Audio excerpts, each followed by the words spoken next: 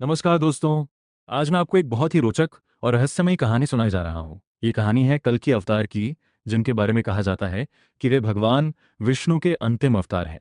कहानी शुरू होती है उस समय से जब दुनिया कलयुग में डूब चुकी थी। चारों तरफ झूठ, लालच और अन्याय फैल चुका था। लोग अपने स्वार्थ के लिए किसी का भी नुकसान करने लगे थे।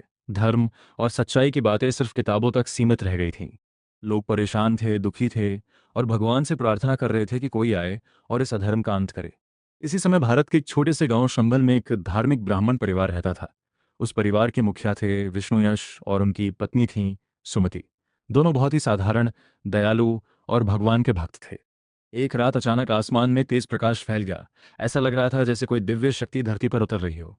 उसी रात विष्णुयश के घर एक पुत्र का जन्म हुआ। गांव के लोग जब उस बच्चे को देखने आए तो सभी हैरान रह गए।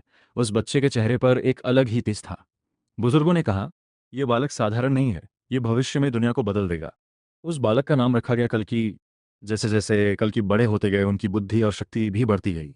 वे हमेशा सच बोलते, कमजोर लोग की मदद करते और अन्याय के खिलाफ खड़े हो जाते। एक दिन की बात है, कल्कि जंगल में ध्यान कर रहे थे। तभी अचानक वहां एक महान ऋषि प्रकट हुए। वे थे परशुराम।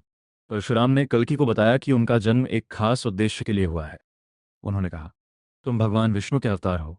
तुम्हारा काम है पृथ्वी से अधर्म को समाप्त करना और धर्म की रक्षा करना।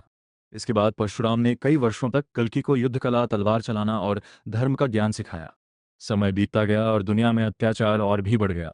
तभी एक दिन आसमान में तेज गर्जना हुई।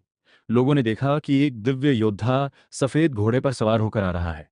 वो कोई और नहीं बल्कि कल्कि थे। उनका दिव्य घोड़ा था देवदत्त और उनके हाथ में चमकती हुई तलवार थी।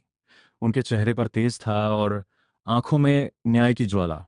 कल्कि ने अधर्म और अन्याय करने वालों का सामना किया। उन्होंने लोगों को सिखाया कि सच्चाई और धर्म ही जीवन का सही रास्ता है। धीरे धीरे अधर्म की ताकत खत्म होने लगी और दुनिया में फिर से शांति आने लगी। लोग समझ गए कि ये कोई साधारण योद्धा नहीं बल्कि भगवान का अवतार है।